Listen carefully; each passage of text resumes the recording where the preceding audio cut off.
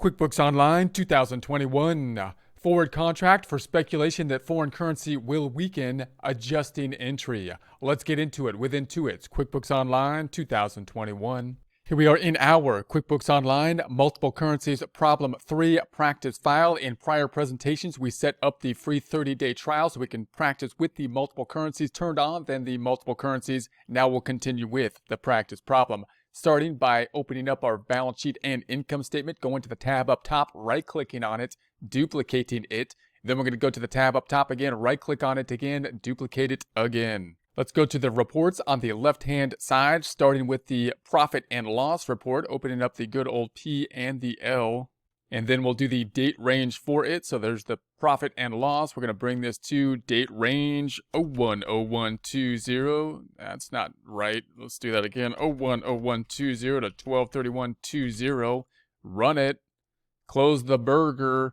Hold down control. Scroll up just a bit. Then we're going to go to the tab to the left. Back down to the reports. Open up this time the balance sheet report. Balance sheet report. Then we'll do the date range change up top. The date range change from 010120 123120. Let's go ahead and run that one. Closing up the hamburger. And in the prior presentation, we set up our initial transaction for our forward contract, having an accounts receivable on the books, the accounts payable on the books that will become due at a future point in time. The accounts receivable going to be received in US dollars, the accounts payable in the foreign currency. We put it on the books at the US dollar equivalent, not using the spot rate, but rather, or the current day exchange rate, in other words, but rather the forward contract rate. Now we're going to think about what happens if it's the end of the time period. It's going to be the end of the year. We're going to say 12/31, and we need to make an adjusting entry for this because the forward contract has not yet become due. So it hasn't yet become due, and we're going to have to deal with the end of the period adjustment. Let's first think about it in Excel. In Excel, we did the same kind of transaction. We put the forward contract on the book. The receivable is going to be the 5,000 pesos we're going to receive in the future times the forward exchange rate as opposed to the current spot rate. And then the payable is what we're going to be receiving in the foreign currency. So at the end of the period, at the end of the year, we're imagining at this point, then we need to adjust this number because that needs to be adjusted for our financial statement reporting as of the end of the year. So we're going to need to put it on the books at the current forward rate. So we're not quite to the end of the period yet. So we're going to have the forward rate, which is going to be a market rate as opposed to the spot rate, which would be the current exchange rate.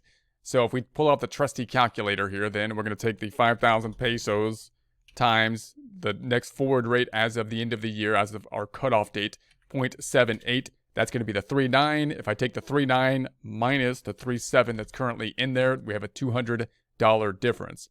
What happened to it? Note, if we compare this, we're going to say that we had one peso could be 0.74 US dollars before with the forward rate. Now we're saying 1 peso is worth 0.78 in terms of the current date. So 1 peso can now buy more of a fraction of a dollar, and therefore the peso has gotten stronger.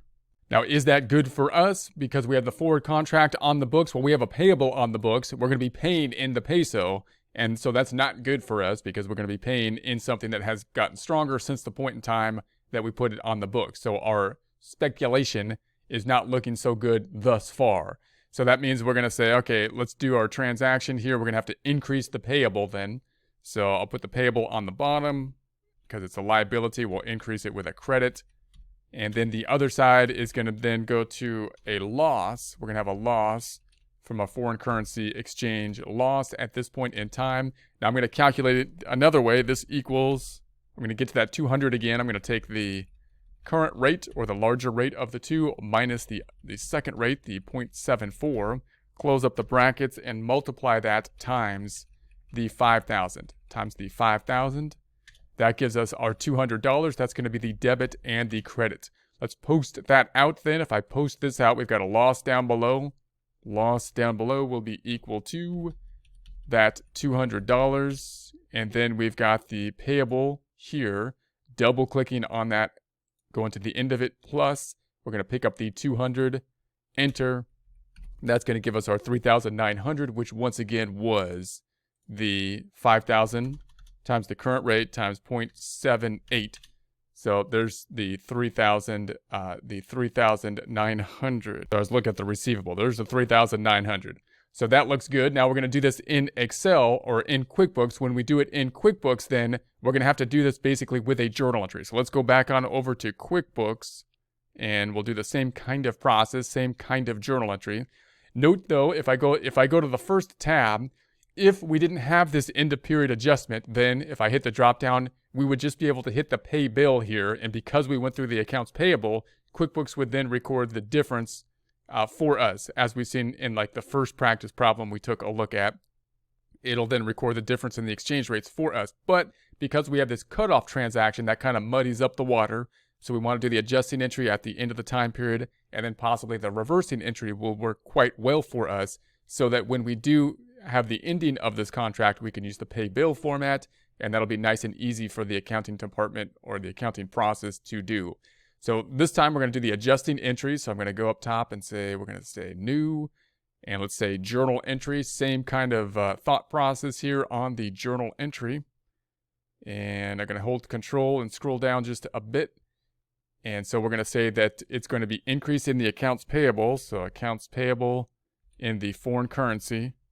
There it is. Now, note that when I use this accounts payable account, it will be then going into something that's going to need a subledger. Therefore, I'm going to have to put it to a name over here. And typically, of course, this name would have to be in alignment with the foreign currency units.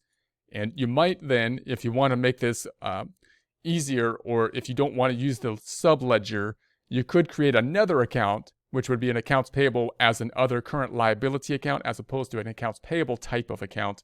They could then make it so you don't have to mess with the subledger here. So those are kind of two options for it. But the other side is going to go to exchange gain loss, exchange gain loss. I'm going to say tab, and we're going to set this up as an other expense type of account, exchange gain loss, and then I'm going to save it and close it. Save it and close it. So there we have that, and then we'll do the calculation here. Calculation being the $200. So we're going to say 200 debit or credit for the accounts payable, and 200 here.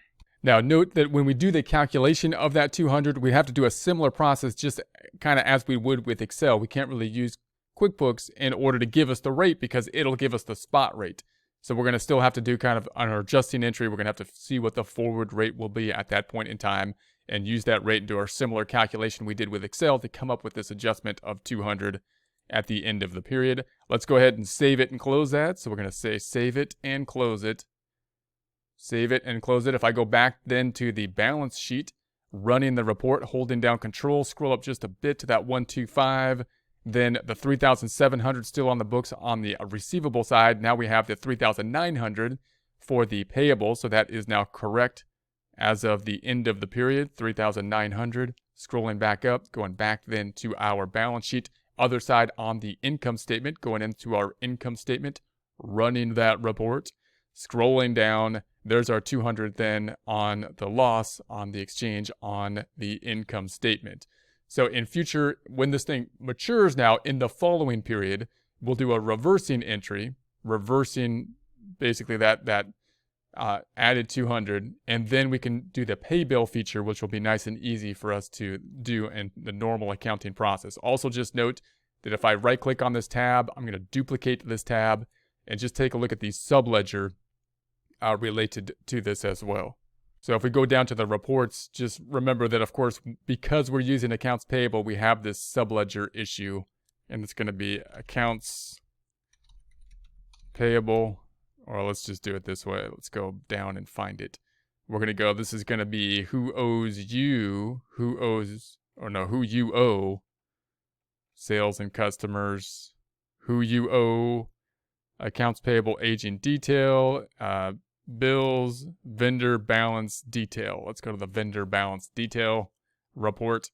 And so there we have our activity. And notice this adjusting entry, of course, is going to be included in this vendor balance detail, which can mess things. It can be a little bit messy for us to enter the adjusting and then reversing entries. If you don't want it to be affecting these subledgers with journal entries, Then again, you could create another account, not an accounts payable type of account, but other current liability. And then you'll have 2 accounts you'll have to deal with, which is a little uglier on the financial statement, but you can clean it up in Excel or something when you want to present it to external users, and it can kind of help you to not be using the subledger if you wanted to use that method.